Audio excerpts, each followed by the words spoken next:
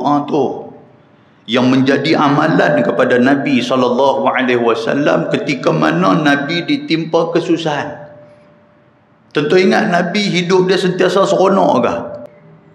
Dalam hadis kata apa? Ketika mana Nabi SAW ditimpa dengan benda yang duk bagi serabut dia, dengan benda yang menjadi tekanan kepada dia, Nabi membacakan doa ni. A'udzu billahi minasyaitonir rajim. Ayyuhal mu'minun ittaqullah. Usikum wa nafsi wa iyaya bittaqwallah. Faqad fazal muttaqun. Muslimin dan muslimat, tuan-tuan dan puan-puan yang dirahmati oleh Allah Subhanahu wa taala. Di dalam surah Al-Baqarah ayat 216, Allah Subhanahu wa taala berfirman, a'udzubillahi minasyaitonir rajim. Kutiba 'alaikumul qital wa huwa kurhul lakum wa 'asa an takrahu syai'an wa huwa khairul lakum wa 'asa an tuhibbu syai'an wa huwa syarrul lakum wallahu ya'lamu wa antum la ta'lamun. Sadaqallahul azim. Di dalam surah Al-Baqarah Allah Subhanahu wa taala berfirman, kata Allah, difardukan ke atas kamu berperang. Wa huwa kurhul lakum. Sedangkan perang tu satu perkara yang kamu cukup tak suka. Dalam Islam, ketika mana Allah Subhanahu wa taala mensyariatkan kepada baginda Nabi sallallahu alaihi wasallam supaya pertahankan Islam dengan cara kita berperang. Maknanya bukan kita keluar pergi perang, tapi kita mempertahankan Islam tu. Tak ada jalan yang lain melainkan kita terpaksa nak defend. Kita nak mempertahankan diri kita, nak mempertahankan Islam. Dan Tuhan kata wa huwa kurhul lakum. Tuhan kata perang tu memang tak semua orang suka. Pasal apa? Pasal perang ni satu benda yang kalau kita keluar belum tentu kita akan balik dalam keadaan hidup. Kalau keluar pergi perang, banyak benda yang perlu ada pertimbangan. Kita nak fikir macam mana di rumah, nak fikir macam mana dengan isteri, macam mana dengan anak-anak, macam mana dengan kehidupan kita kalau kita ditakdirkan cedera dalam perang tu. Maka benda tu benda yang kita tak suka, dan Tuhan pun tahu. Walaupun Tuhan tahu kata benda tu tak suka, kita tak suka perkara tu, tetapi Allah Subhanahu wa taala tidak akan mempersia-siakan kita daripada apa yang disyariatkan oleh Dia. Sebab tu Tuhan kata ayat selepas daripada tu, Tuhan kata wa asa an takrahu syai'a wa huwa khairul lakum. Tuhan kata boleh jadi benda yang kamu tak suka tu, dan itulah benda yang baik untuk kamu. Wa asa an tuhibbu syai'a wa huwa syarrul lakum. Dan Tuhan kata boleh jadi benda yang kamu suka, tak keluar pergi perang, duduk di rumah, tak gaduh nak fikir tentang sakit, tak gaduh nak fikir tentang cedera, tak payah nak fikir tentang mati. Kita boleh jaga keluarga, kita boleh jaga anak-anak, kita boleh teruskan kehidupan kita yang biasa. Benda tu kita suka. Tetapi Tuhan kata wa huwa syarrul lakum. Kemungkinan benda yang kamu suka itu adalah benda yang tak baik kepada kamu. Wallahu ya'lamu wa antum la ta'lamun. Dan Tuhan kata sesungguhnya Allah Ta'ala lebih mengetahui apa yang aku bagi kepada hamba dalam keadaan kamu tak tahu benda tu baik ataupun tidak. Muslimin dan muslimat yang dirahmati Allah Subhanahu wa taala, tentuan kita selalu jadi macam ni. Kadang-kadang kita duk ingat benda yang kita pilih itu, yang kita rasa pada mata kita ni benda ni elok, rupanya di sisi Allah Subhanahu wa taala benda ni tak elok. Di sisi Allah benda ni tak bagus. Kalau dalam istilah kita nak pilih sesuatu benda. Kita suka benda tu, tapi dalam waktu yang sama kita pergi tanya isteri kita, pasangan hidup kita. Kita kata, hang tengok benda tu elok tak elok? Dia kata, abang macam mana? Aku elok lah kata. Sebab tu aku tanya, aku teringin sangat nak beli benda ni. Contoh macam tu. Tiba-tiba bini kita kata, ish, saya tengok tak apa nak elok. Tuan-tuan nampak lah. Kalau dalam makhluk ni pun, sama-sama makhluk ni pun ada konflik. Tak boleh nak bagi ataupun tak boleh nak tahu hakikat yang sebenar sama ada benda tu elok ataupun tidak. Pada mata kita benda tu elok, tapi pada mata isteri kita benda tu tak elok. Sama juga dengan isteri kita. Pada mata dia tengok benda tu cantik. Kita tengok-tengok, kita tak ada apa, biasa ya kita kata. Kalau daripada makhluk tu pun tak boleh nak mendapatkan satu kata putus yang sama-sama tahu kata benda tu elok, apatah lagi benda yang hanya Allah Subhanahu Wa Taala saja mengetahui yang mana baik, yang mana buruk untuk kita. Begitu juga dengan segala ujian yang Allah Ta'ala bagi kepada kita, yang kita duk rasa ujian ni tak bagus. Tuhan bagi kita sakit, kita duk ingat dengan sakit ni banyak benda kita tak boleh nak buat. Banyak benda yang kerja kita ini terbantut dan terhalang disebabkan sakit kita. Kita duk ingat macam tu, kita duk ingat habislah aku ni. Separuh daripada kehidupan aku dah mula sakit, jadi aku tak boleh nak menikmati yang kata hidup ni. Aku duk rasa macam tu. Tetapi di sisi Allah Subhanahu Wa Taala, mungkin sakit tu lebih baik diberikan kepada kita. Kalau kita tak sakit, mungkin kita tak ada di surau ni. Kalau kita tak sakit, mungkin kita tak tolong orang. Kalau kita tak sakit, mungkin mulut kita ni tak banyak duk sebut Allah, tak banyak duk sebut zikrullah, tak banyak duk pegang Quran, duk baca Quran. Kalau kita tak sakit. Sebab kita duk ingat, kalau kita sihat, banyak benda kita boleh buat. Sedangkan bila kita sihat, takut-takut kita lupa segala apa yang baik untuk kita nak buat ketika mana kita sakit. Muslimin dan muslimat yang dirahmati Allah Subhanahu Wa Taala. Jadi tuan-tuan sekalian, ayat ni nak abang apa kat kita? Nak abang supaya kita bersangka baik dengan apa yang Allah Ta'ala qada'kan kepada kita. Kita terima dengan benda yang Allah Ta'ala tentukan kepada kita. Supaya apa? Supaya benda tu menjadi baik dan kita sentiasa bersikap positif kepada Allah Subhanahu Wa Ta'ala. Sebab tu tadi imam kita, Al-Fadil Ustaz Muhammad Hafiz, dia baca satu doa, Allahumma inna na'uzu minal jahdil bala wa su'il qada wa darqis syaqa wa syamatatil a'da. Doa tu dia baca tadi. Tuan-tuan ingat tak ingat? Lupa lah. Habis dah amin lepas semua dah salam jumpa kawan, lupa lah dia baca apa tadi ni. Apa makna doa tu tuan-tuan? Doa tu yang menjadi amalan kepada Nabi SAW ketika mana Nabi ditimpa kesusahan. Tentu ingat Nabi hidup dia sentiasa seronok ke? Kadang-kadang kita duk fikir, syok jadi Nabi. Pasal apa? Bila sesuatu benda yang tak elok nak main, nanti Allah Ta'ala akan tepih. Pasal Nabi dikawal oleh Allah, Nabi dikawal oleh malaikat Jibril alaihi salam. Kita duk ingat macam tu. Sedangkan Nabi itu manusia. Ada kala dia bersedih, ada kala dia suka, ada kala dia sakit, ada kala dia sihat. Itu Nabi, dia sama manusia macam kita. Dalam hadis kata apa? Ketika mana Nabi SAW ditimpa dengan benda yang duk bagi serabut dia, dengan benda yang menjadi tekanan kepada dia, Nabi membacakan doa ni.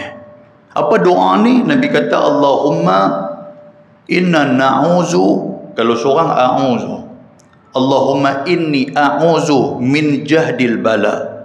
Ya Allah, aku minta lindung daripada bala yang ditimpakan ke atas aku. Aku minta lindung daripada musibah. Aku minta lindung daripada ujian yang aku tak mampu aku nak tahan. Tu Nabi baca doa tu. Wa darqi syaqa, dan aku minta lindung supaya Allah Subhanahu Wa Taala menghilangkan kecelakaan yang menguasai diri aku. Darqi syaqa, mana ada celaka. Wasu'il qada, dan aku minta lindung daripada qada, daripada ketetapan Tuhan yang tak bagus. Sebab kita tak tahu apa yang Tuhan tetapkan pada kita. Kalau Tuhan tetapkan hari ini kita dapat kecelakaan, kita tak tahu benda tu.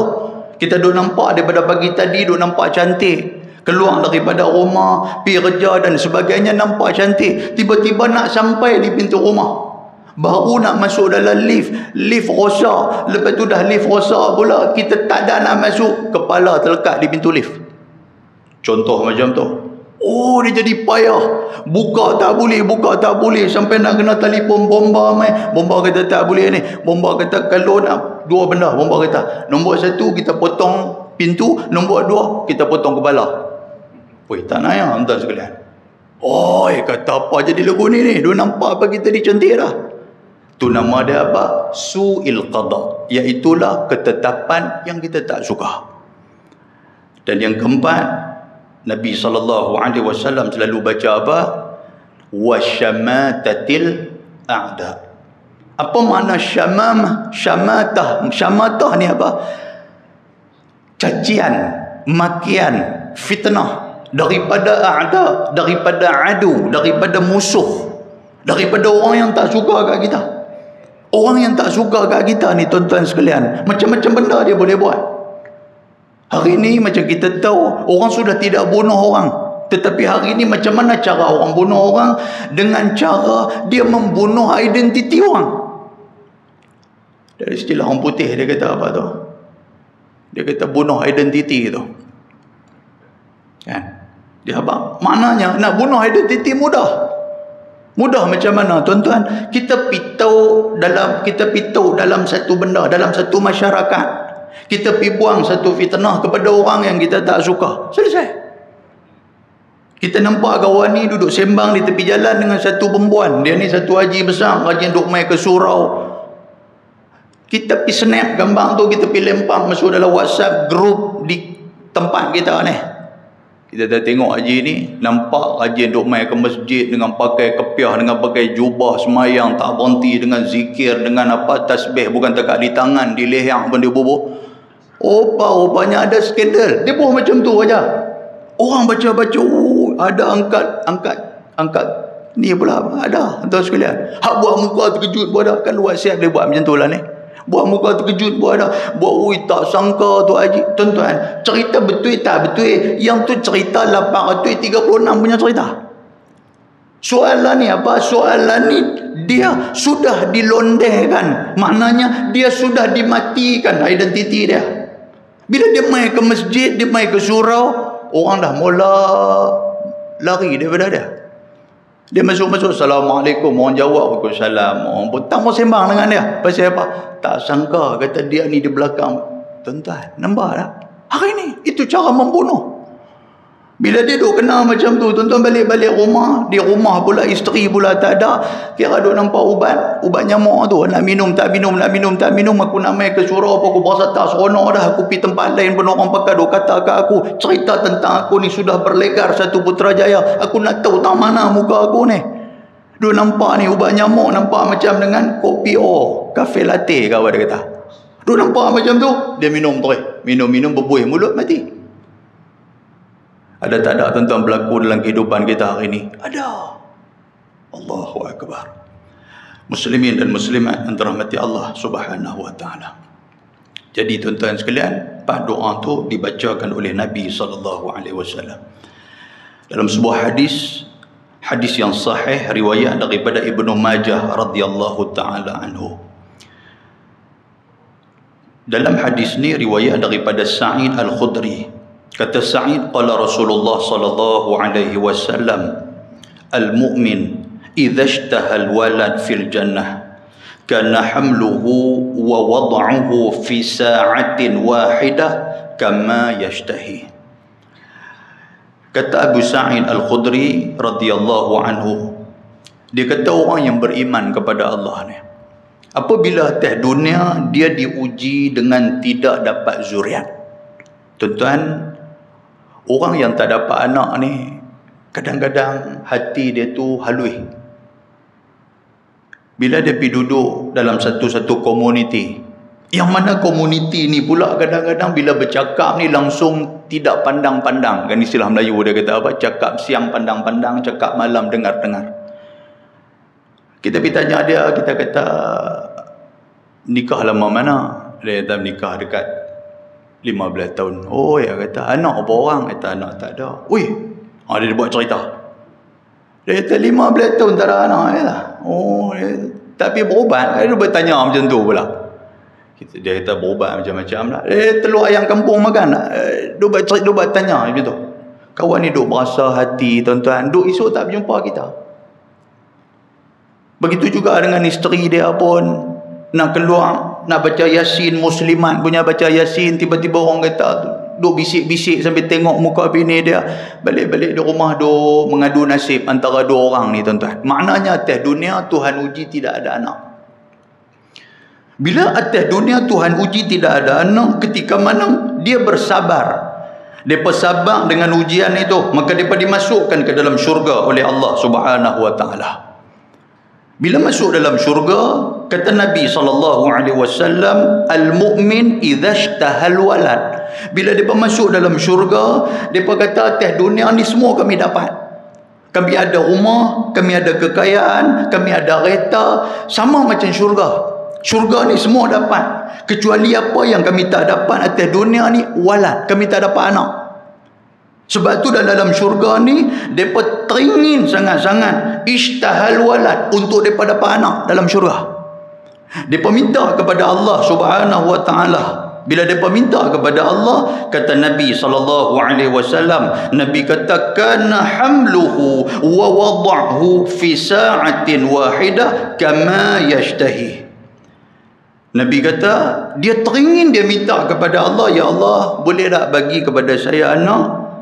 Kata Nabi SAW, kana hamluh wa wad'uh fi sa'atin wahidah kama yashtahi. Waktu-waktu tu juga Allah Subhanahu wa ta'ala bagi terus isteri dia mengandung. Dia kata, Tuhan, kami atas dunia tak ada anak. Tuhan kata tak apa, bagi anak. Waktu tu mengandung tu pula, kata Nabi SAW, fi sa'atin wahidah, mengandung sat, beranak terus lepas tu. Waktu yang sama, tuan-tuan sekalian. Allahu akbar. Kalau dia minta satu hari tu 30 hari, 30 orang anak. Mengandung beranak. Ambulans pun tak gaduh nak bawa pergi hospital lah. Ini kelebihan yang Allah Ta'ala bagi, tuan-tuan sekalian. Tapi kalau atas dunia, dia tak puas hati kepada Allah. Kalau atas dunia, dia tak boleh terima hakikat. Kata dia ni diberi ujian macam tu. Dia pergi ambil ubat, merata tempat dia ambil. Sampailah satu hari ni, dia duk main dalam hati dia. Dia duk kata, ya Allah, ujian apa ni ya Allah? Oi, aku semayang ya Allah, aku rajin tolong orang, aku dengan mak ayah aku tak pernah derhaka, aku dengan jiran tetangga aku baik ya Allah. Ujian apa lagi ya Allah? Ada dah mula duk petikai Tuhan lah, tuan-tuan. Maknanya apa? Dia tak puas hati dengan apa yang Allah Ta'ala bagi kepada dia, dan dia duk ingat benda tu tak elok untuk dia. Sedangkan benda itulah yang terbaik untuk dia. Allah Subhanahu wa Ta'ala bagi kepada dia di syurga nanti, tuan-tuan sekalian. Itu kelebihan dia. Muslimin dan muslimat yang dirahmati Allah Subhanahu wa taala. Dalam sebuah hadis yang lain riwayat daripada Abi Umamah Al-Bahili radhiyallahu anhu. Kata dia Nabi SAW bersabda, "Ma min ahadin yudkhiluhul jannah illa zawjatullah illa zawjah. Allah Azza wa Jalla thintaini wa sab'ina zawjah. Thintaini minal huril ain wa sab'ina mirathihi min ahli nar. Ma minhunna wahidatun illa walaha qubulu syai walahu dhakarun la yanthani." Qala Hisham ibn Khalid, min mirathihi min ahli nar, yakni rijalan dakhalun nar fawaritha ahlul jannah nisa'ahum kama wurisat imra'atun fir'aun, atau kama qal. Hadis dhaif riwayat Ibnu Majah. Abu Umamah Al-Bahili radhiyallahu anhu, dia kata Nabi SAW bersabda, Nabi kata, ma min ahadin yudkhiluhu Allahul jannah illa zawjah. Barang siapa yang atas dunia ni dia tak kahwin, orang lelaki dia tak kahwin, kan? Yang ni selalu duk cari pasal dengan kita lah. Bila tak kahwin ni, bila main satu ustaz duk cerita bab kahwin ke apa ke, orang nanti akan duk tengok dia, kan? Bila duk cerita bab perkahwinan ke apa, orang duk tengok dia. Kalau dia orang tak nampak seminggu 2 minggu ke, orang kata pergi mana, pergi kahwin kot. Dia tak kahwin. Mungkin pasal dia patah hati dengan cinta pertama dia ke, ataupun mungkin pasal dia pernah bercinta, lepas tu dia duk kena pemohong, macam-macam tuan-tuan sekalian. Tapi keinginan nak kahwin tu dia ada, cuma dia tak dapat. Bila dia tak dapat, kata Nabi SAW, Nabi kata Allah Azza wa Jalla, Allah Ta'ala akan bagi kota kepada dia sintaini wa sab'ina zawjah. Tuhan bagi kepada dia 72 orang pasangan di syurga. Tu dia tuan-tuan sekalian, jenuh minum madu. Bukan takat tu, Allah Ta'ala tambah lagi kepada dia wasintaini minal huril ain. Tuhan tambah lagi 2 orang daripada bidadari syurga, Tuhan bagi kat dia. Wasab'ina mirathihi min ahli nar. Kemudian kata Nabi SAW, Allah Ta'ala bagi lagi kepada dia 70 orang daripada warisan-warisan yang ditinggalkan oleh ahli neraka. Apa maksud warisan yang ditinggalkan oleh ahli neraka? Kata Hisham ibnu Khalid, dia yang meriwayatkan hadis ni, dia kata 70 isteri-isteri ataupun pasangan-pasangan ahli neraka ni, dia bagi contoh macam mana? Contoh Asyah, isteri kepada Fir'aun. Asyah masuk dalam syurga seorang. Pasal apa? Pasal Fir'aun duk kena rendam dalam api neraka. Maka siapa jadi pasangan kepada Asyah ni tuan-tuan sekalian? Ni orang atas dunia yang tidak pernah menikah. Dan dia kalau dia kahwin pun tuan-tuan sekalian, dia hidup seorang. Dia bercerai, lepas tu isteri meninggal dan sebagainya, dia duduk seorang-seorang dia. Maka orang yang macam ni akan diberikan top up lagi 70 orang. Tuan-tuan bayang berapa dah tuan-tuan? 70 tambah 72, 142, tambah hurul ain pula 2, 144 orang pasangan dia. Jenuh lena. Bahasa utara kata jenuh lena. Oh tuan-tuan. Dan Nabi SAW kata apa? Nabi kata, ma minhunna wahidah illa walaha qubulun syahiyun. Nabi kata perempuan yang 144 orang yang diberikan kepada dia itu semuanya qubulun syahiyun. Maknanya semuanya mereka itu perawan. Apa perawan tuan-tuan? Anak darah belakang. Walaupun kawan tu bekas janda orang, suami dia tak macam mana, duk main nombor ekor, duk minum arak lah apa semua, duk ajak main semayang tamu. Lain kali suami kita aku nak keluar daripada Islam, suami dia keluar daripada Islam, tinggal dia seorang-seorang. Dia mempertahankan akidah dia. Walaupun dia ni janda, dia dibangkitkan dalam keadaan syahiyun. Apa dia syahiyun? Makna dia perawan tuan-tuan sekalian, anak darah. Walahu zakarun la yanthaniyun. Manakala yang lelaki ni pula, Allah Subhanahu wa taala seorang tadi ni, Tuhan bagi apa kepada dia?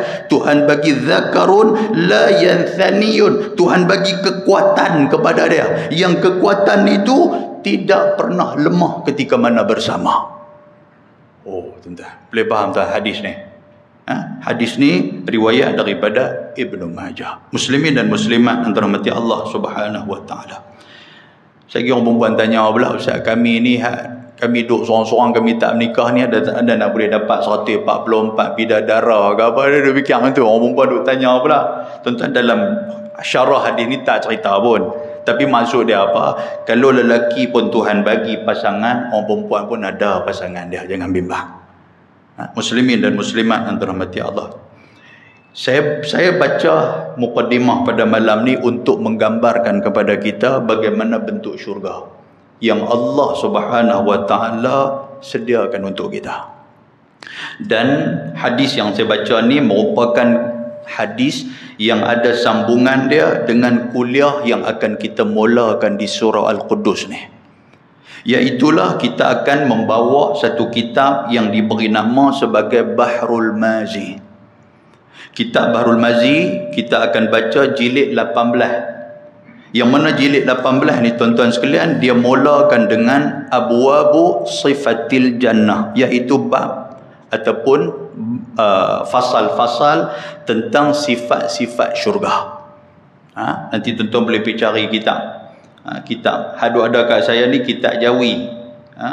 Tuan-tuan boleh pergi cari kitab Rumi pun ada. Saya tengok Bang Alim pun dah beli kitab Rumi apa semua tu kan. Jadi tuan-tuan boleh cari kitab Rumi apa semua ni. Dan dalam kitab ni, sebelum kita nak baca kitab ni, insya-Allah kita akan guna kitab ni di sini tuan-tuan sekalian. Kuliah kita hari Isnin, hari Isnin minggu pertama. Sebulan sekali sudah. Kalau buat sebulan banyak kali, tuan-tuan meluat tengok saya pula. Jadi kita buat sebulan sekali sudah, biar dia main rindu-rindu, kita main sedih bagi. Dan bahasa yang saya akan pakai, bahasa utara macam ni lah. Tuan-tuan faham tak faham, yang tu tuan-tuan punya bahasa. Kan? InsyaAllah. Saya akan permudahkan lah main bahasa yang, sebab apa? Sebab kitab Bahrul Mazi ni dikarang oleh siapa? Dikarang oleh Syekh Muhammad Idris Al-Marbawi. Syekh Idris Al-Marbawi ni dia orang mana? Dia ni orang Lubuk Merbau. Tuan-tuan sekalian, Lubuk Merbau Perak. Kalau tuan-tuan keluar tol Kuala Kangsar tu, nanti dia akan pergi ke satu tempat. Dia akan nampak satu sekolah, nama dia Sekolah Idris Al-Marbawi. Masuk dalam kawasan sekolah tu, tuan-tuan pergi depan sikit, sebelah kiri tu akan jumpa satu masjid. Masjid, kalau tak silap saya, masjid tu pun nama Masjid Idris Al-Marbawi juga kalau tak silap. Dan di belakang masjid tu ada kubur Syekh Idris Al-Marbawi ni. Bagi orang yang pernah duk mengaji agama, siapa pernah mengaji sekolah agama dulu ni, sudah pastilah tuan-tuan akan ada memiliki satu kamus yang disebut sebagai kamus Al-Marbawi. Oh, yang tu tuan-tuan cukup komplit. Kamus Al-Marbawi cukup komplit. Pasal dia buat main dengan sekali dengan gambar apa semua. Dia cerita bab ni buat main gambar. Jadi budak-budak mengaji sekolah agama ni, sekolah Arab ni, dia mesti ada kitab tu yang kata kitab Al-Marbawi ni. Dan nama Al-Marbawi itu diambil sempena daripada nama Lubuk Merbau.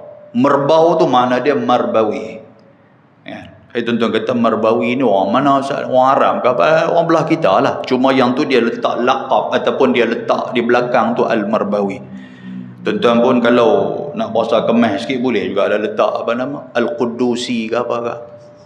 Kata ni haji mana ni? Haji Din Al-Qudusi. Orang dengar Al-Qudusi keturunan mana? Hadramaut ke? Dia tak ada surah Al-Qudus. Oh, surah Al-Qudus. Boleh tuan-tuan. Tapi pelik lah. Pelik yang tu aja. Baik, Syekh Idris Al-Marbawi dia buat kitab ni tuan-tuan sekalian. Dia dilahirkan di Mekah pada 28 Zulqa'dah 1313 Hijrah bersamaan dengan 10 Mei 1896 Masihi. Itu tarikh dia. Kan? Ada tak ada siapa di antara tuan yang lahir waktu tu? 1896. Kan? Kalau ada pun jalan pun merangkak lah. Kalau boleh jalan.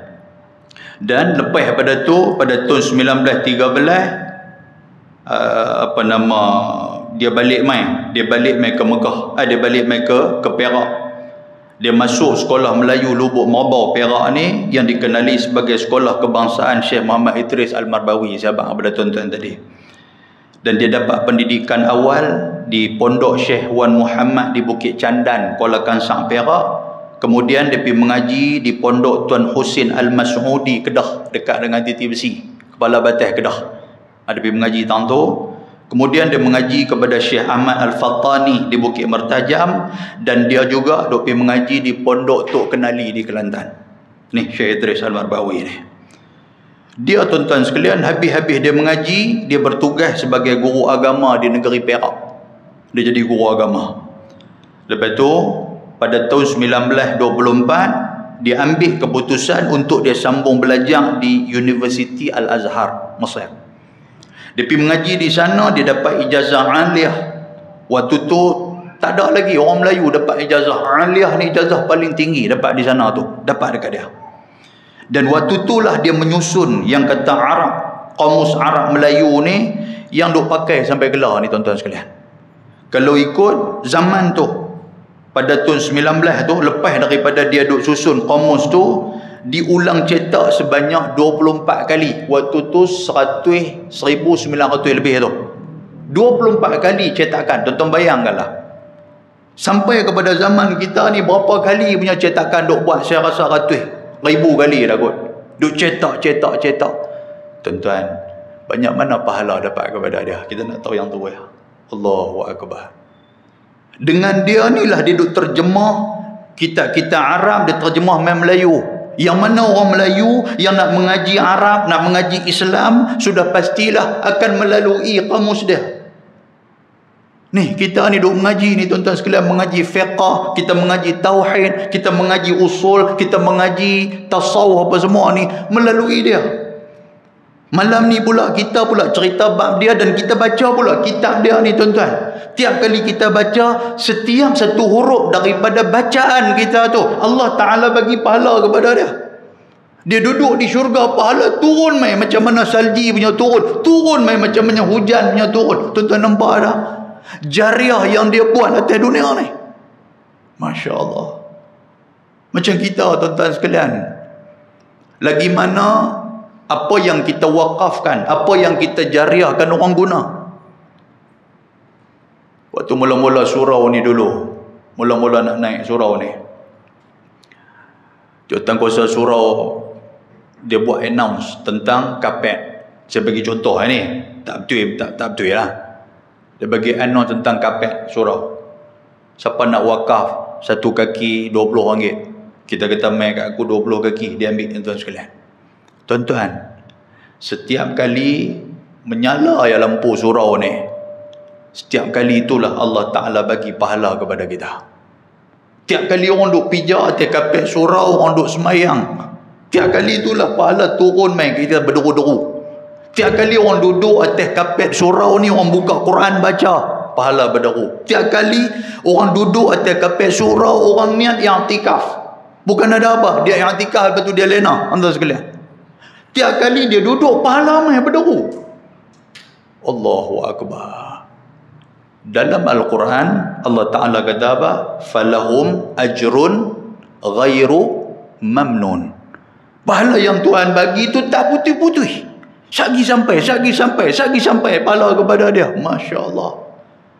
Yang ni yang Allah, Nabi SAW pesan dekat kita. Nabi kata apa? Nabi kata 3 benda, kalau boleh jangan kita tinggal ketika mana kita duk hidup ni. Nabi kata idza mata banu Adam, bila meninggalnya semua anak Adam, kita lah tu, inqata amaluh, terputuslah semua amalan, kita tak boleh buat amal apa dah.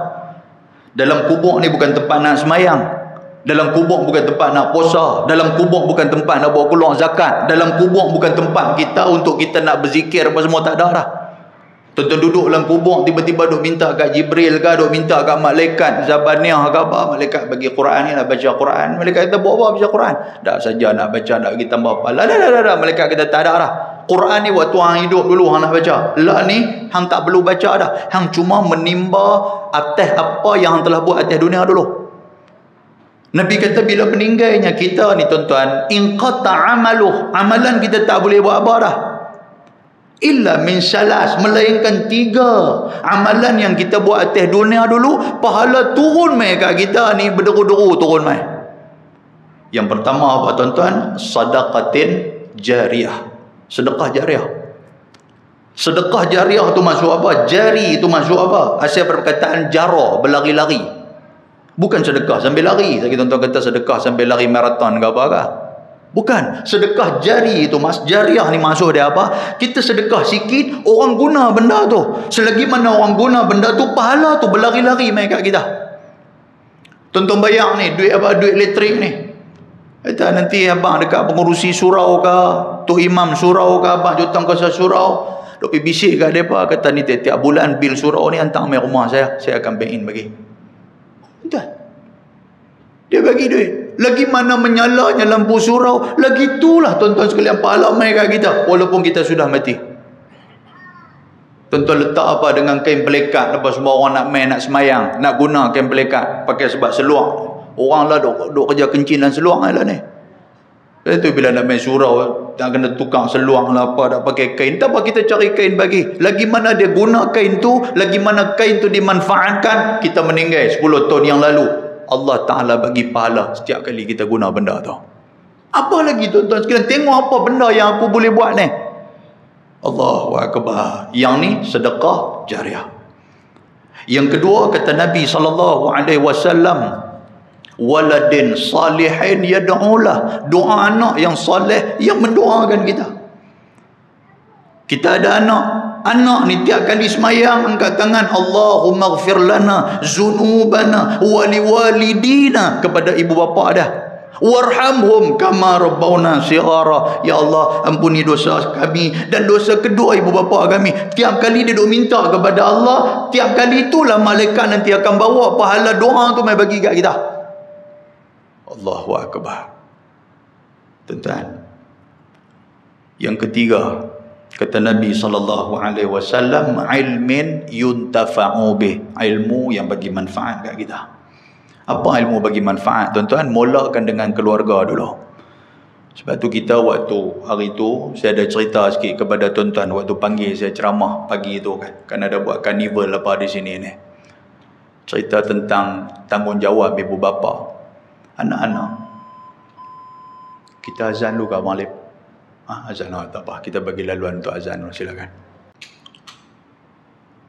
Muslimin dan muslimat yang dirahmati Allah Subhanahu wa taala. Yang ketiga, kata Nabi SAW, ilmu yang memberikan manfaat kepada kita. Tuan-tuan kenal almarhum Datuk Abu Hassan Din Al-Hafiz. Dia ni dulu pernah jadi penasihat pernah jadi penasihat istana. Waktu dia meninggal, tuan-tuan sekalian, anak dia abang, anak dia kata, baba dulu antara benda yang baba selalu wasiatkan, tiap kali selalu wasiatkan, nombor 1, jangan tinggal semayang. Yang tu. Nombor 2 dah lah, baca Quran apa semua tu. Tuan-tuan, kita ajak anak kita semayang daripada kecil. Dan kita pergi mana-mana pun, kalau anak kita masuk asrama ke, lepas tu dia masuk universiti, lepas tu dia pun menikah dah, antara benda yang kita selalu duk peringat apa? Semayang. Telefon dia tanya, kak dah semayang ke? Oh, alhamdulillah semayang ayah. Tuan-tuan, kita meninggal, kita ditakdirkan oleh Allah, kita meninggal. Kita meninggal selagi mana anak kita yang kakak tadi dia duk semayang. Setiap kali dia semayang, setiap kali itulah pahala akan sampai mereka kita. Dia pula pergi pesan pula kepada anak-anak dia. Waktu dia bawa anak pergi ziarah pusara kita, dia kata, ni kubur Tok Wan. Anak kita kata, oh Tok Wan, kami tak pernah jumpa Tok Wan. Dia abang, dia kata, ni mama nak abang kepada anak mama semua ni. Tok Wan ni dulu rajin duk pesan kat mama supaya jangan tinggal semayang, dia kata. Dan mama pun nak pesan benda sama kepada kamu semua, kepada anak-anak mama. Cucu pula semayang. Bila cucu semayang, tuan-tuan, pahala dapat tak dapat kepada kita? Dapat.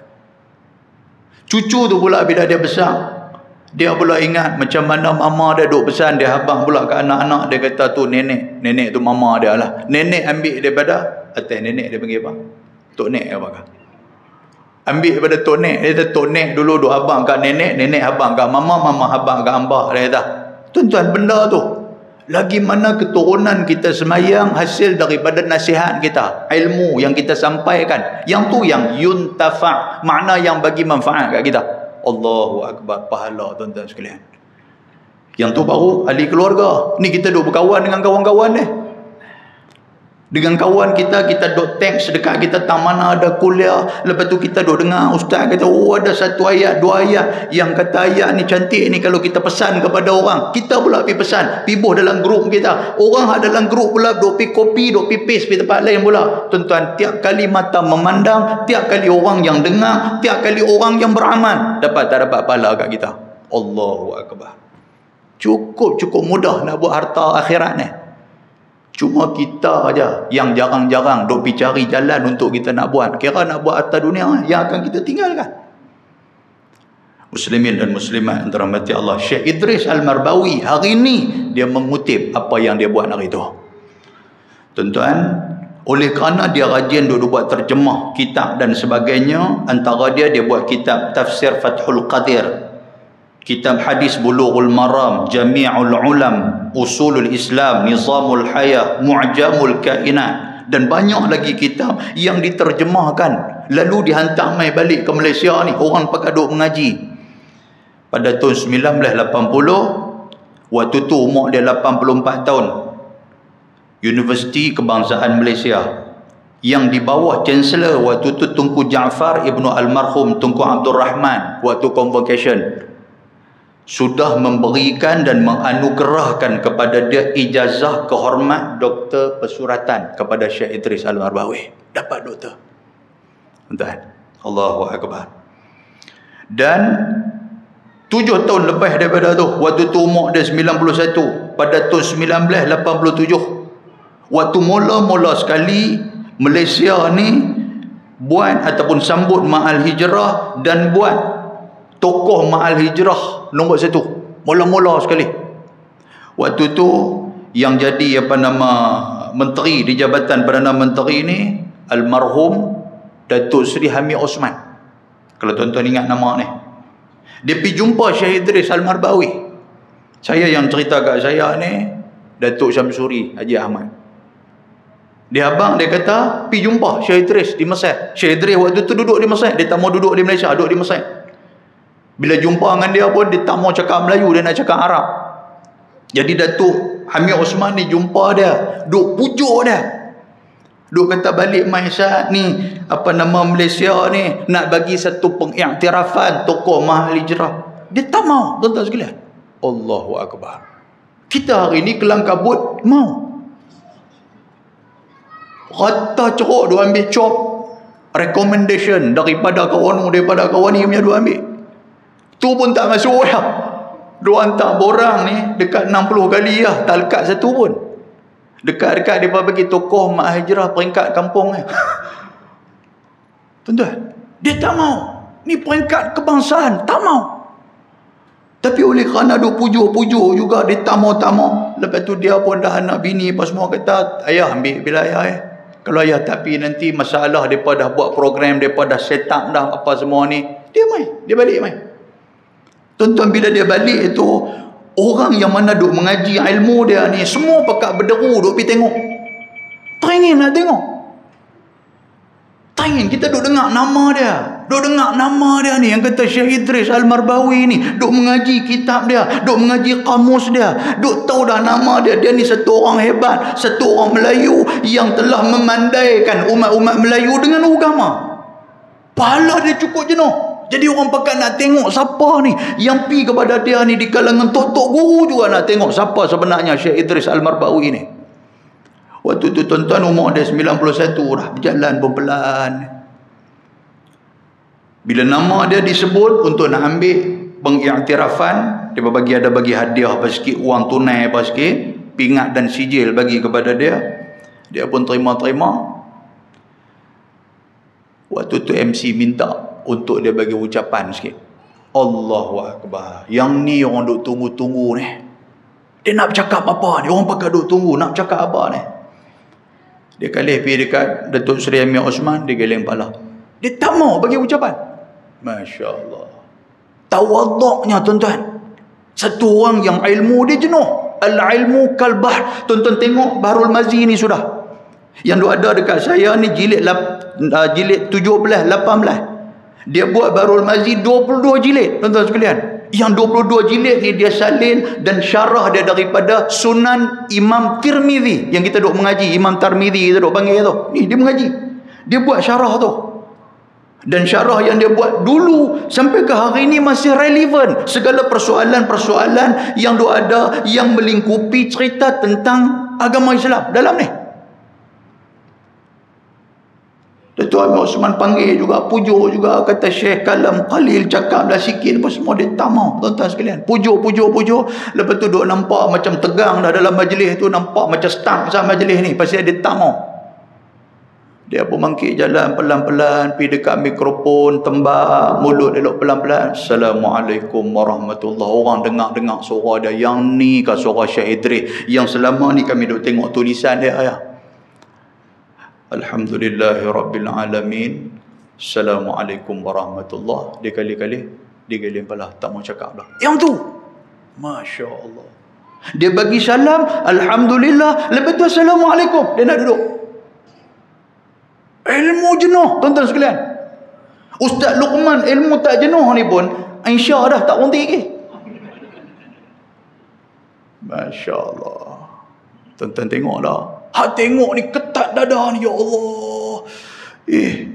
Dia tak mau bercakap, tak mau apa tuan-tuan sekalian. Maknanya apa? Buat kerja ni semua hanya kerana Allah Ta'ala, biwajhillah, hanya mengharapkan keredaan daripada Allah. Sebab tu tuan-tuan, kalau tuan-tuan baca kitab ni Bahrul Mazi ni, tuan-tuan tengok dia tulis dengan dia bagi huraian penuh dengan keikhlasan. Kalau kita baca pelan-pelan tuan-tuan, dia meresap dalam hati ni. Kita tahu kata yang tulis kitab, yang duk karang kitab ni, dia ni bukan takat mak pak kita, lebih daripada tu. Dia nak bagi kita kenal Quran, dia nak bagi kita kenal Allah, dia nak bagi kita ni cerdik dengan Islam ni, dia nak bagi kita masuk dalam syurga. Ikhlasnya tulisan dia tuan-tuan.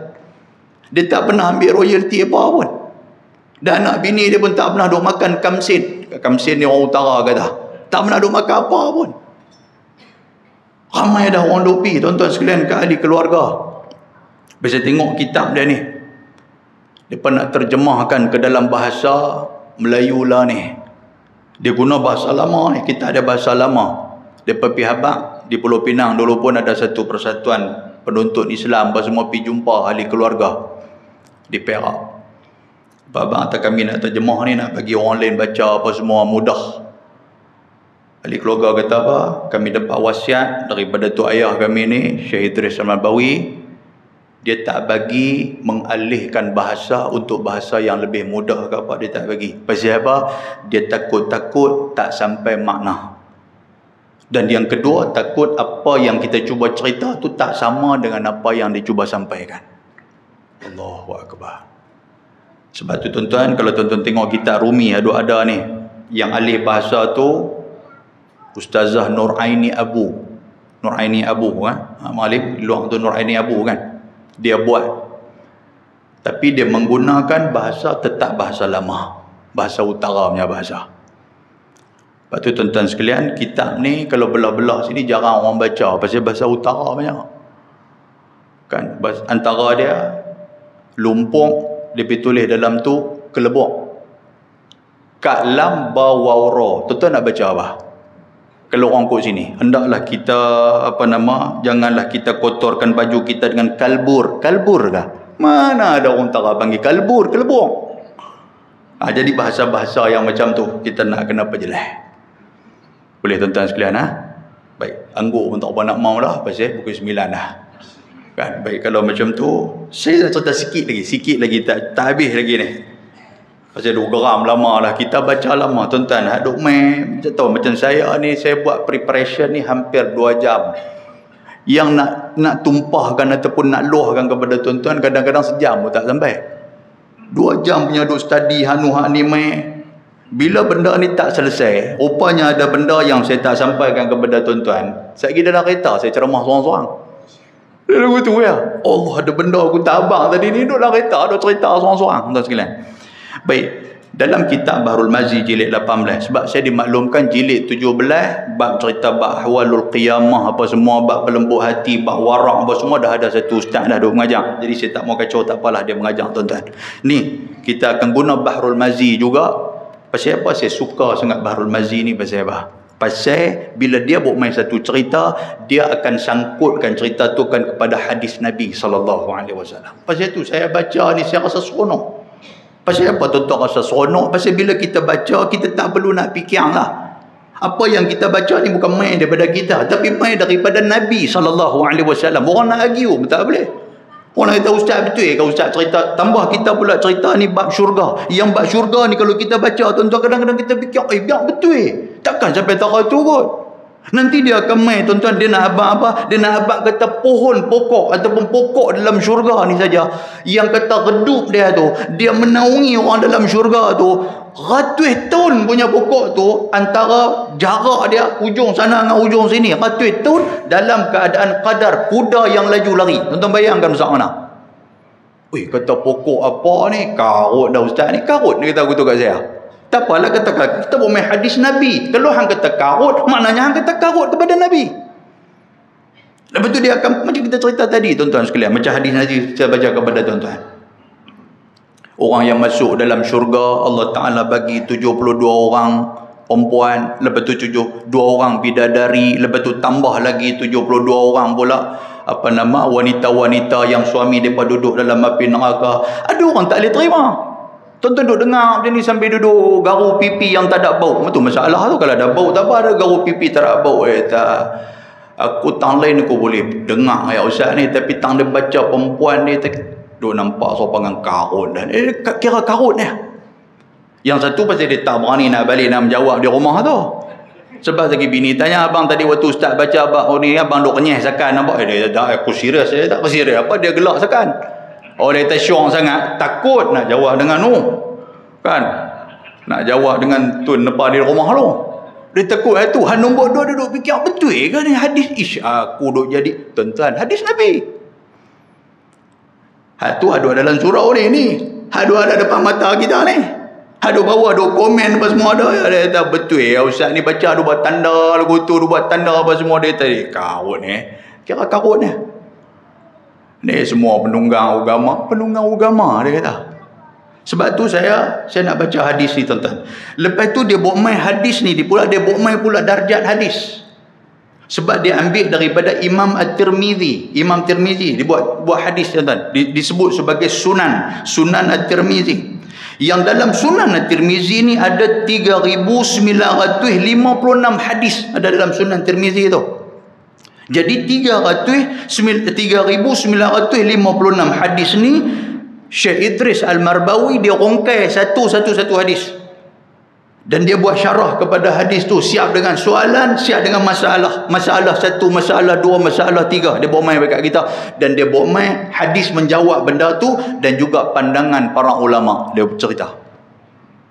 Jadi kita baca pun kita tak rasa apa. Tak rasa orang kata apa, duk sangkut di dada ni. Betul kau aku kata tadi ni. Saya orang tanya, pasal lah ni tuan-tuan sekalian, jenis mengaji lah ni tak mengaji macam dulu. Dulu ni bila habis satu kuliah ataupun tak ada habis kuliah. Dulu ni orang nak mengkit tanya pun tak orang ni. Kalau tanya pun orang akan tanya tu, betul tak betul? Betul ataupun tidak, yang tu ya. Lah ni tuan-tuan jangan. Lah ni segi habis-habis ni ustaz tanya sikit, ustaz sebut tadi ni benda tu hadis ke apa? Ustaz pun kata benda tu tu saya apa leceh. Orang dengar leceh. Tuan nampak lah ni. Dia tanya dulu kita cerita sah ataupun tidak.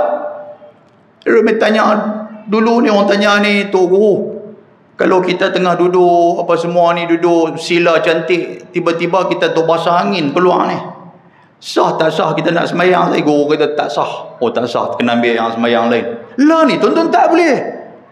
Dia ustaz nak tanya sikit, duduk macam ni sah tak sah? Ustaz kata tak sah. Pasal apa tak sah? Pasal apa tak sah pula? Sebab saya duk rasa angin. Mungkin angin tu angin kawan saya yang main kat saya. Dia duk fikir macam tu. Tuan-tuan, jenuh nak jawab. Jenuh kita nak cari tu jawapan, nak bagi puas hati tu. Sebab lah ni maklumat boleh dapat di tangan dia. Hak saya baca kepada tuan-tuan, tuan-tuan boleh duk tengok ni. Nabi kata apa? Nabi kata 70. Betul kan Nabi kata? Dia duk tek keluar-keluar. Tak betul ni, tak ada ni. Nampak? Boleh faham tuan sekalian?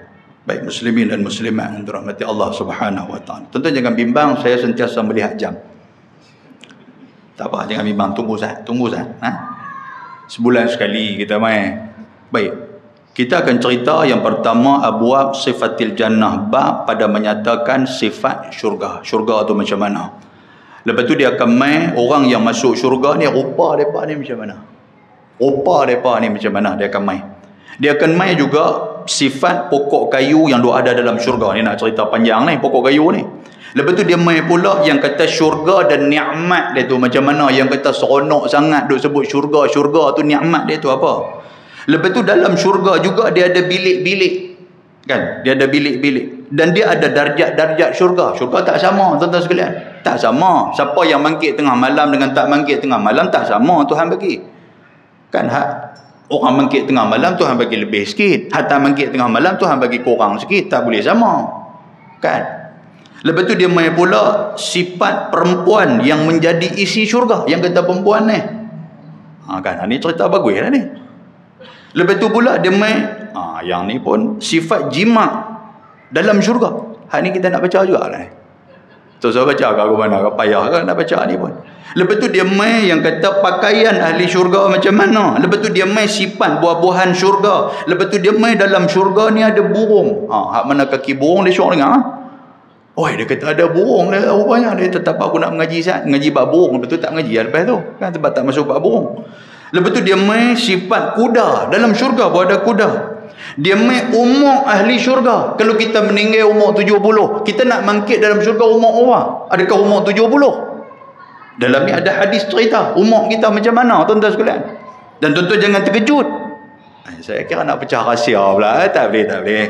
Lepas tu pula saf ahli syurga. Kita akan masuk ni bersaf-saf. Kita bukan masuk sopa dengan ayam duk masuk lari masuk kandang. Bukan macam tu. Maknanya kita akan masuk, kita ada tertib dia nak masuk ke dalam syurga. Bukan boleh masuk tak tahuan macam tu ya. Lepas tu dia akan main juga, dia kata sifat pintu syurga macam mana. Pasar di syurga pun ada. Mana kaki pasar ni. Kata ustaz saya lah pencen lah ni tak ada apa, pagi-pagi duk keluar pergi pasar lah. Dia kata duk pergi beli ikan, lepas semua duk jumpa kok kawan, lepas tu kena tarik lepas sikit balik main. Yang tu lah kerja saya. Lah nak tanya ustaz, kalau saya meninggal masuk syurga, dalam syurga ada tak ada market? Dia tanya lagu tu. Lebih pada market pun ada haji jangan bimbang ya. Dia kata macam tu cantik. Lepas tu tuan-tuan dia akan main kita melihat Allah. Tuan-tuan tak teringin nak tengok Tuhan kah? Mesti teringin. Betul tak tuan-tuan sekalian? Mesti teringin nak tengok Allah. Selama ni kita doa Allahu Akbar, selama ni kita duk sujud, selama ni kita duk berdoa. Siapa Allah yang sebenarnya? Nak tengok wajah Allah tu macam mana? Tuan-tuan mesti teringin. Dan dia akan main juga ziarah, pada menyatakan memandang-mandang ke atas ahli syurga pada bilik-bilik. Kita duk pergi ziarah orang. Dalam syurga pun ada ziarah, menziarahi antara satu sama lain. Dan dalam syurga itu akan kekal ahli syurga, ahli neraka pun kekal. Nah, dia main cerita syurga dengan neraka duk berhujah.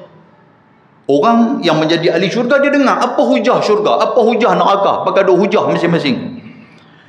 Dan dia akan main juga tuan-tuan sekalian barang yang ada bagi seseorang ahli syurga daripada kemuliaan. Mulia. Siapa dapat kemuliaan? Allah Ta'ala bagi syurga yang macam mana? Tuan-tuan, dalam satu hadis, lepas daripada semayang maghrib dengan semayang subuh, yang ni tuan-tuan jangan tinggal.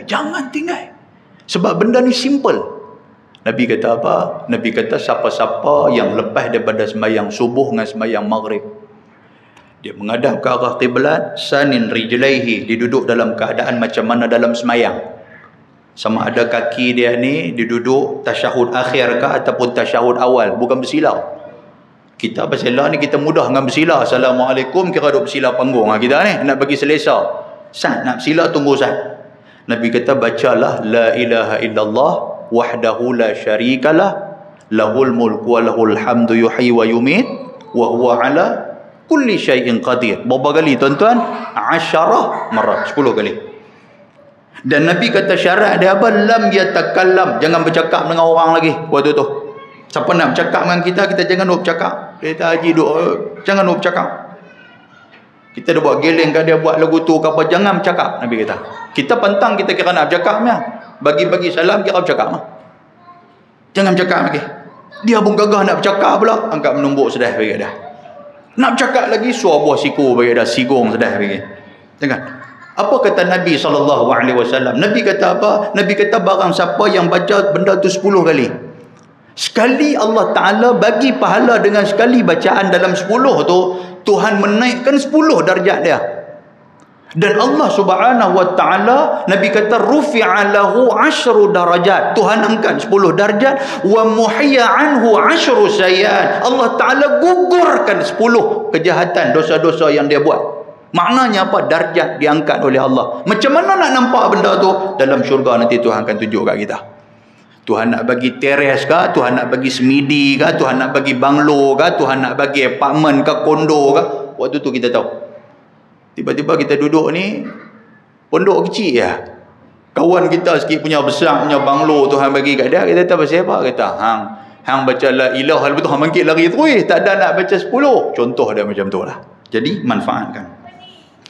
Kemudian dia akan mai tuan-tuan sekalian, apabila ingin anak di dalam syurga, hadis tadi ni. Oh, teringin anak. Walaupun atas dunia ada anak. Anak atas dunia ni dekat sebelah orang dah boleh buat satu tim bola dah. Tapi pi syurga ni teringin. Teringin macam mana kita habaq dalam hadis tadi ni. Hang teringin ya, waktu yang sama hang mengandung, waktu yang sama hang beranak. Teringin lah. Dan dia akan mai pula tentang kalam, iaitu percakapan anak bidadari. Anak bidadari. Dan dia akan mai juga kepada kita atas 3 tambunan kasturi. Kasturi Allah Ta'ala bagi kat kita dalam tu, dalam syurga. Dan dalam ni juga dia akan mai cerita tentang syurga, apalagi 3 orang yang dikasihkan oleh Allah. Kemudian dia mai pula kepada kita dalam syurga itu ada sungai. Kita duk baca surah Al-Bayyinah kan, tajri min tahtihal anharu khalidina fiha abada radhiyallahu anhum wa radu'an dzalika liman khasyiya rabbah. Tuan bacakan surah Al-Bayyinah kan. Surah Bayyinah tak apa nak nampak lagi. Surah Lam Yakunin. Oh, Lam Yakunin. Lam Yakunin dia tahu. Surah Bayyinah tak apa nampak. Abang kata Lam Yakunin tahu. Lepas tu pula tuan-tuan sekalian, dalam ni juga cerita tentang orang yang minta syurga dan mereka yang minta lindung daripada api neraka. Kita duk minta tiap kali lepas sembahyang berapa kali tuan-tuan? Allahumma ajirni minan nar. Berapa kali? 7 kali. Nanti kita akan cerita bab hadis. Yang tu cerita bab syurga. Lepas tu dia mai pula cerita tentang bab sifat-sifat api neraka. Lepas tu dia mai pula cerita tentang abwabul iman. Dia banyak tuan sekalian. Jadi insya-Allah sebanyak 217 bab kita akan bicarakan di surau ni insya-Allah. Mudah-mudahan Allah Subhanahu wa taala merahmati kita semua insya-Allah. Saya sajalah tanya kawan tadi ni di Pulau Pinang, di Maktabah Darul Zikri Pulau Pinang. Saya tanya dia kitab Bahrul Mazi yang Jawi ni, sebab ada sahabat saya dia tengok-tengok Jawi, dia seronok nak beli. Jawi ni dia tak jual satu-satu. Dia jual 22 jilid. Tuan-tuan, 22 jilid. Saya tanya dia berapa harga? Dia kata lebih kurang dalam 350 kata. Tapi kalau tuan-tuan beli yang hak Melayu tu, satu tu pun 40 dah. Kali dengan 22 jilid dekat dengan 800 lebih kan. Dan tuan-tuan jangan bimbang, kata Ustaz mai tani sekali ya. Saya duk mengajak tuan-tuan belah Putrajaya lah ni, duk mula mengajak lah ni. Banyak semua kitab Bahrul Mazi di surau Melinjau apa Presin apa Melinjau tu, PPM Melinjau kan. Presin sebelah kita baca kitab Bahrul Mazi jilid 17. Surah Al-Mizan apa Presin 8 kita baca Bahrul Mazi jilid 15. Yang mana tajuk berlainan. Lepas tu surau Flora Rosa ke apa surau tu. Yang tu kita baca Bahrul Mazi jilid 13. Yang tu duk cerita tentang bab hubungan kekeluargaan. Kan? Jadi kalau tuan-tuan nak turun pun tak ada masalah. Lepas maghrib bukan pergi mana pun. Kan? Jadi insya-Allah sama-sama kita mengaji tuan-tuan sekalian. Pasal apa? Pasal ada satu hadis Nabi. Dia kira nak urai lagi. Satu hadis Nabi dalam Bahrul Mazi saja saya nak baca sikit kepada tuan-tuan. Minta maaf. Kata ustaz ni duk janji pemohong ya ustaz, dia kata gitu kan. Tak apa, minggu depan jangan duk main. Yang tu ya. Sebab apa tuan-tuan? Syekh Idris Al-Marbawi tiap kali dia buat, setiap jilid dia akan letakkan sebuah hadis Nabi SAW. Apa hadis Nabi kata apa? Nadarallahu amran sami'a maqalati fawa'aha fa'addaha kama sami'aha. Hadis ni hadis sahih. Letak setiap jilid. Dia kata apa? Naddarallah. Naddarallah ni Allah Ta'ala akan bagi bercahaya wajah kita. Waktu nak masuk syurga, Tuhan bagi cahaya. Bagi siapa? Bagi yang sami'a maqalati. Nabi kata bagi siapa-siapa yang duduk tumpu apa yang aku habaq. Maknanya hadis Nabi. Lepas itu tuan-tuan sekalian, waktu orang baca hadis, tak kira lah siapa pun. Bukan Ustaz Luqman ke siapa-siapa. Bila dengar hadis Nabi, kita kena tumpu. Kita kena mak baca. Kita kena mak dengar betul-betul. Pasal apa? Tuan-tuan, kita nak ambil ni. Nabi kata, naddarallah. Allah Ta'ala akan bagi muka kita bercahaya. Kepada siapa? Kepada sami'a, orang yang duk dengar, orang yang duk perhati, maqalati, hadis yang aku keluarkan, kata Nabi. Fawa'aha fa'addaha kama sami'aha. Lepas tu bila dia dengar, dia mengamalkan seperti mana yang dia dengar. Hadis ni hadis sahih, Nabi SAW sebut. Sebab tu tuan-tuan sekalian, dengar Nabi, hadis Nabi, jangan kita duk bercakap, jangan kita buat tak peduli. Pasal apa? Pasal menjadi satu benda yang makruh, benda yang tak bagus, benda yang dibenci oleh Nabi. Ketika mana Nabi tengah duk bercakap, orang potong cakap dia. Kita pun kita tak suka. Kita tengah duk bercakap, orang duk bercakap. Boleh faham tuan-tuan sekalian? Jadi sebab itulah tumpulah dengan hadis Nabi SAW. Saya minta maaf tuan-tuan sekalian telah mengganggu masa tuan-tuan sekalian. Mudah-mudahan Allah Subhanahu Wa Taala merahmati kita.